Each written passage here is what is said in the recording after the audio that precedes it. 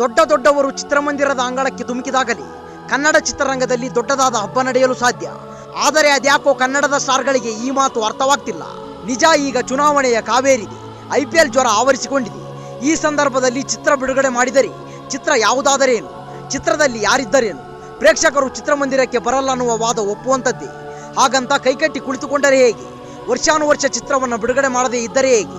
ಅದು ಚಿತ್ರಕ್ಕೆ ಸಿಗಬೇಕಿದ್ದ ಪ್ರಚಾರ ಸಿಕ್ಕ ನಂತರವೂ ಆ ಚಿತ್ರವನ್ನು ಬಿಡುಗಡೆ ಮಾಡದೆ ಮುಂದೆ ನೋಡಿದರೆ ಆಯಿತು ಎಂದು ಸುಮ್ಮನೆ ಕೂತ್ರೆ ನಷ್ಟ ಆ ಚಿತ್ರತಂಡಕ್ಕೆ ಮತ್ತು ಚಿತ್ರರಂಗಕ್ಕೆ ಹೊರತು ಬೇರೆ ಯಾರಿಗೂ ಅಲ್ಲ.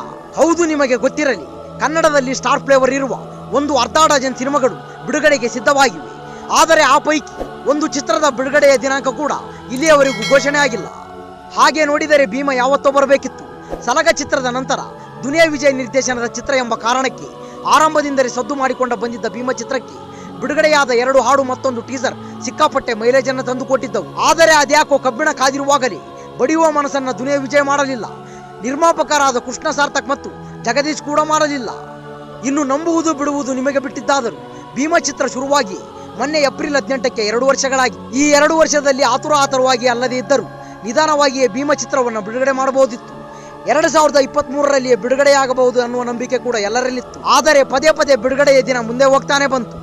ರಿಯಲ್ ಸ್ಟಾರ್ ಉಪೇಂದ್ರ ಅವರ ಯುವ ಕತೆ ಕೂಡ ಭೀಮ ಚಿತ್ರಕ್ಕಿಂತ ಭಿನ್ನವೇನಿಲ್ಲ. 2022ರ ಏಪ್ರಿಲ್ 18ರಂದು ಭೀಮ ಸೆಟ್ಟೇರಿದರೆ ಯುವ ಚಿತ್ರ ಮುಹೂರ್ತ ಭಾಗ್ಯ ಕಂಡಿದ್ದು 2022ರ ಜೂನ್ ಮೊದಲ ವಾರದಲ್ಲಿ.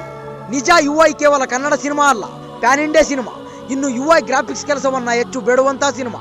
ಹೀಗಾಗಿ ಸಿನಿಮಾ ತಡವಾಗಿರಬಹುದು. ಆದರೆ ಪ್ರತಿಯೊಬ್ಬರು 2 ವರ್ಷದ ಯೋಜನೆಯನ್ನ ಹಾಕಿಕೊಂಡರೆ ಕನ್ನಡ ಚಿತ್ರರಂಗದ ಯೋಚನೆಯನ್ನ ಮಾಡುವವರು ಯಾರು? ಕೇವಲ ಭೀಮ ಮತ್ತು ಯುವ ಅಷ್ಟೇ ಅಲ್ಲ, ಧ್ರುವ ಸರ್ಜಾ ಅಭಿನಯದ ಮಾರ್ಟಿನ್ ಮತ್ತು KD ಚಿತ್ರದ ಕತೆ ಕೂಡ ಇದೇ ರೀತಿಯೇ ಇದೆ. ಮೈಸೂರು ನಾಡದೇವತೆ ಶ್ರೀ ಚಾಮುಂಡೇಶ್ವರಿ ತಾಯಿ ಸನ್ನಿಧಿಯಲ್ಲಿ ಪ್ರೇಮ್ ತಮ್ಮ KD ಚಿತ್ರಕ್ಕೆ ಚಾಲನೆ ಕೊಟ್ಟು ಈ ಏಪ್ರಿಲ್ 24ಕ್ಕೆ 2 ವರ್ಷವಾಗಲಿದೆ. ಇನ್ನು ಇದೇ ಧ್ರುವ ಸರ್ಜಾ ಅಭಿನಯದ ಮಾರ್ಟಿನ್ ಸಿನಿಮಾ ಆರಂಭವಾಗಿ ಹೆಚ್ಚು ಕಡಿಮೆ 3.5 ವರ್ಷಗಳಾಗಿವೆ. ರೋರಿಂಗ್ ಸ್ಟಾರ್ ಶ್ರೀಮುರಳಿ ಅಭಿನಯದ ಬಗೀರಾ ಚಿತ್ರ ಕೂಡ ಆರಂಭವಾಗಿದ್ದು 2 ವರ್ಷದ ಹಿಂದೆ. ಇನ್ನು ಈ ಚಿತ್ರದ ಚಿತ್ರೀಕರಣ ಮುಗಿದಿಲ್ಲ ಅನ್ನುವುದು ಬೇರೆ ವಿಷಯ. ಈ ಚಿತ್ರಗಳಷ್ಟೇ ಅಲ್ಲ, ಹುಡುಕುತ್ತಾ ಹೊರಟರೆ ಇನ್ನು ಅನೇಕ ಸಿನಿಮಾ ಈ ಮೇಲ್ಕಂಡ ಸಾಲಿನಲ್ಲಿಯೇ ಇವೆ. ಈ ಎಲ್ಲ ಸಿನಿಮಾಗಳ ಬಿಡುಗಡೆಯ ದಿನಾಂಕ ಇನ್ನೂ ನಿಗೂಢ. ಚುನಾವಣೆ ಕಾವು ತಣ್ಣಗಾದ ನಂತರ, IPLಗೆ ತೆರೆ ಬಿದ್ದ ನಂತರ ಈ ಚಿತ್ರಗಳ ಬಿಡುಗಡೆಯ ವಿಚಾರದಲ್ಲಿ ಒಂದು ಸ್ಪಷ್ಟತೆ ಸಿಗುವ ನಿರೀಕ್ಷೆ ಇದೆ. ಆದರೆ ನೆನಪಿರಲಿ, ಚುನಾವಣೆ ಮತ್ತು IPL ಬೆನ್ನಲ್ಲಿಯೇ T20 ವರ್ಲ್ಡ್ ಕಪ್ ಕೂಡ ಆರಂಭವಾಗಲಿದೆ. ಗೊತ್ತಿಲ್ಲ, T20 ವರ್ಲ್ಡ್ ಕಪ್ ನೆಪದಲ್ಲಿ ತಮ್ಮ ಚಿತ್ರಗಳನ್ನು ಮತ್ತೆ ಕೆಲವರು ಮುಂದೂಡಬಹುದು. ಒಟ್ಟಿನಲ್ಲಿ ಸ್ಟಾರ್ ಪಟ್ಟವನ್ನು ಅಲಂಕರಿಸಿದವರು ವರ್ಷಕ್ಕೆ 2 ಸಿನಿಮಾ ಮಾಡಿದರೆ ಅಷ್ಟೇ ಚಿತ್ರರಂಗಕ್ಕೆ ಉಳಿಗಾಲ ಅನ್ನುವ ಮಾತು ಹಿಂದಿನಿಂದಲೂ ಕನ್ನಡ ಚಿತ್ರರಂಗದಲ್ಲಿ ಕೇಳಿ ಬರ್ತಾನೆ ಇದೆ.